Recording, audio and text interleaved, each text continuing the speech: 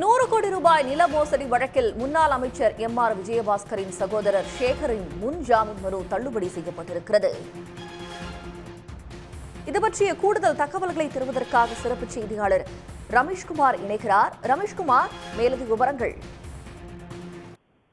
கரூர் மாவட்டம் தோர்ணக்கல்பட்டி மற்றும் அந்த குன்னம்பட்டியில தனக்கு சொந்தமான 100 கோடி ரூபாய் மதிப்பிலான 22 ஏக்கர் நிலத்தை அதிமுகவினுடைய முன்னாள் அமைச்சர் எம்.ஆர். விஜயபாஸ்கர் மற்றும் அவரது ஆதரவாளர்கள் தனது மனைவி மற்றும் மகளை மிரட்டி மோசடியா பத்திரப்பதிவு செய்த கூறி வாங்கல் குப்பச்சிபாளையத்தைச் சேர்ந்த பிரகாஷ் என்பவர் தான் கரூர் காவல் நிலையத்துல மற்றும் அந்த கவர்னர் காவல் நிலையம் மட்டுமில்ல எஸ்பி அலுவலகத்திலையும் தனித்தனியே ஒரு புகார் ஒன்றை அளித்திருந்தார்.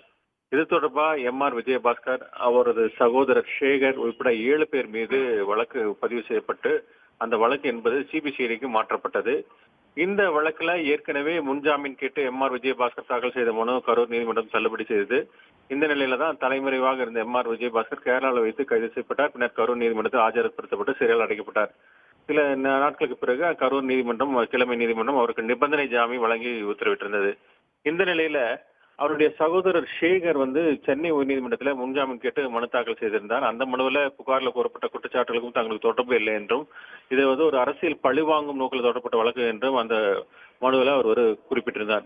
இந்த வழக்கு தான் நீதிபதி ஜெயச்சந்திரன் முன்பு விசாரணைக்கு வந்தபோது காவல்துறை சார்பில் ஆஜரான வழக்கறிஞர் எம்.ஆர். விஜயபாஸ்கருக்கு விஜயபாஸ்கரனோட சகோதரருக்கு முன்ஜாமீன் வழங்கக்கூடாது என்றும், அவருக்கு முன்ஜாமீன் வழங்கினால் சாட்சிகளை கலைத்து விடுவார் என்று எதிர்ப்பு தெரிவித்தார். மேலும் அவரை காவலில் எடுத்து விசாரிக்க வேண்டிய அவசியம் இருப்பதாகவும், எனவே இந்த முன்ஜாமீன் மனுவை தள்ளுபடி செய்ய வேண்டும் என்று வாதிட்டார். இந்த வாதத்தை ஏற்றுக்கொண்ட நீதிபதி ஜெயச்சந்திரன் இன்றைக்கு அந்த முன்னாள் அமைச்சர் விஜயபாஸ்கருடைய சகோதரர் சேகரினுடைய முன்ஜாமீன் மனுவை தள்ளுபடி செய்து உத்தரவிட்டிருக்கிறார். அவரை காவலில் எடுத்து விசாரிக்கலாம் என்றும் தெரிவித்திருக்கிறார். இதே போல மற்றும் குற்றச்சாட்டப்பட்ட நபர்களுடைய முன்ஜாமீன் மனுக்களும் தள்ளுபடி செய்யப்பட்டிருக்கிறது. உடனுக்குடன் செய்திகளை தெரிந்து கொள்ள சன் நியூஸ் பெல் ஐகானை கிளிக் பண்ணுங்க.